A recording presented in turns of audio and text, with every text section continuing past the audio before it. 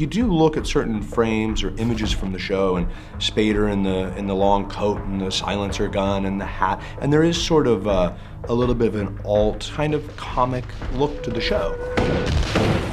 And we thought a comic would be kind of cool.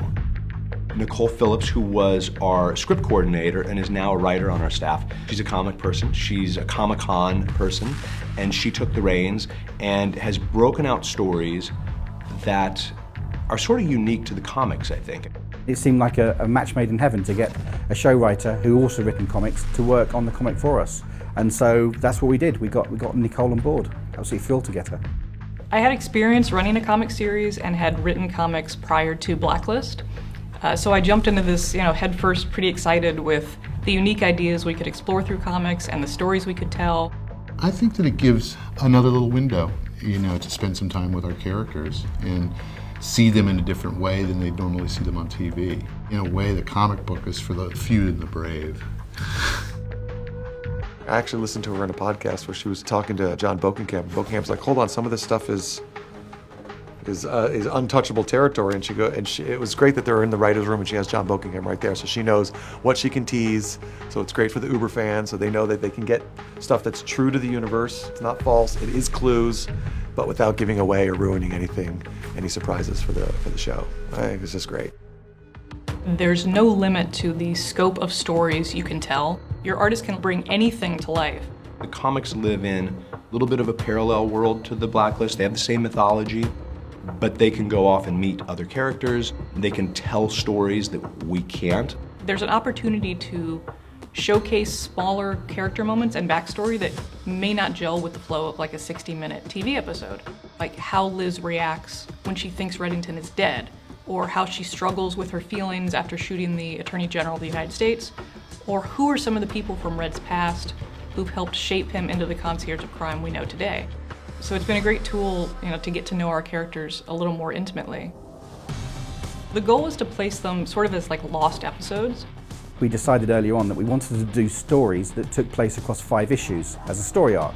Issues 1 through 5 deal with a blacklister called the Gambler, and they take place during the second half of season 2. And then our next 5-issue arc has a brand new blacklister called the Arsonist, and that takes place during the first half of season 3, while Liz is still on the run and being chased by our task force. I would love to have one or several of her blacklisters get into the show. I think The Arsonist is a great story that production-wise is just a little tricky to do. The Gambler is another episode that we talked about a lot. For whatever reason, we just can't figure it out. Some of those stories that she's able to tell are just better suited for the comics, but I'd love it if we can get, some of those guys to visit our show. There's a few dozen people who all work together to make a single issue every month. My absolutely amazing artist, Benny Lobel, our colorists, our letterers, my editor, David Leach. But the first step is the script. My scripts tend to be pretty detailed, so by the time I'm done writing a 22-page issue, the script itself ends up being between 30 and 40 pages. Each page starts with panel 1, then I describe what's in the foreground, what's in the background, describe the scene, the dialogue, expressions on characters' faces, what the angle should be, as much information as I can possibly give Benny, and then the same for each panel following.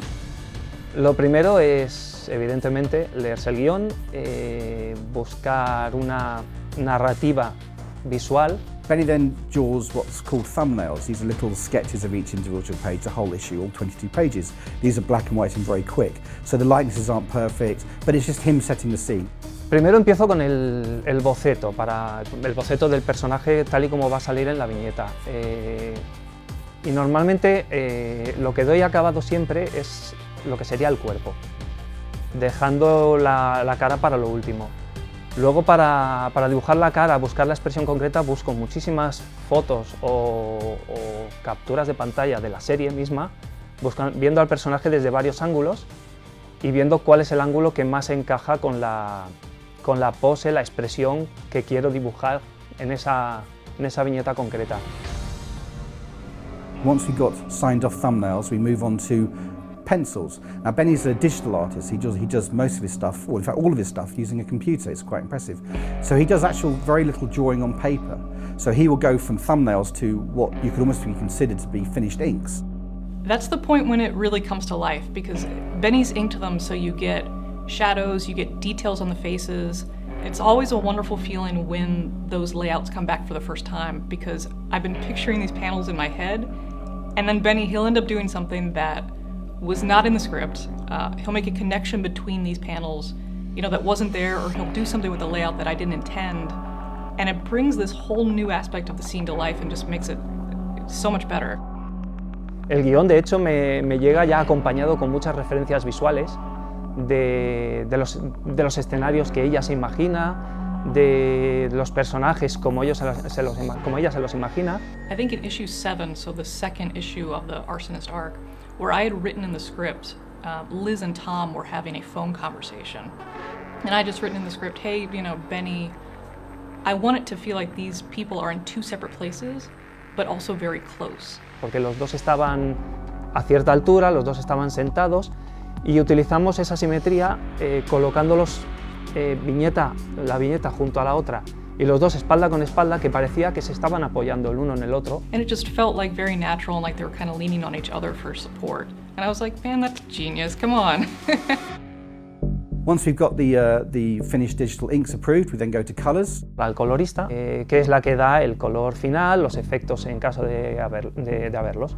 Luego viene la parte del rotulado, que es donde ponen los globos con los textos. And then with that, we add the cover. We have big meetings where we discuss covers and we draw different sketches and we try and find the right covers. And then we can go to print. And we try and do that once every 4 weeks. So it's quite a lot of work.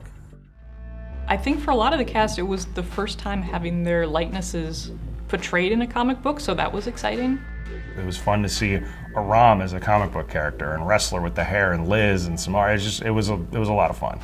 It's like you would want to read it, you want to look at it. I mean, it's you in there. You get to become like a real superhero. My boobs are way bigger in the comic book. That's fun. Always having a marvelous hair day in the comic book too. It's pretty great. It's very novel to see yourself in a cartoon form. It was a trip seeing it for the first time. I was like, do I do that? Is that what It was bizarre and exciting. At the end of that 4 weeks, and you've done all your hard work and it's gone off to the printers, a week later, someone comes into your office and they hand you over a copy of the new comic, and you think, wow, I helped make that. I love it. I love every second of it. I'm so grateful to have had the faith and trust of the showrunners that a comic series was something worth doing. It's just been so much fun to tell extra stories with these characters, to explore themes with them that I'm interested in, and learn just a little bit more about the Blacklist universe. It's also been great to hear from fans just how much they've enjoyed reading these stories and the extra insight that they've gotten into some of the characters through the comics.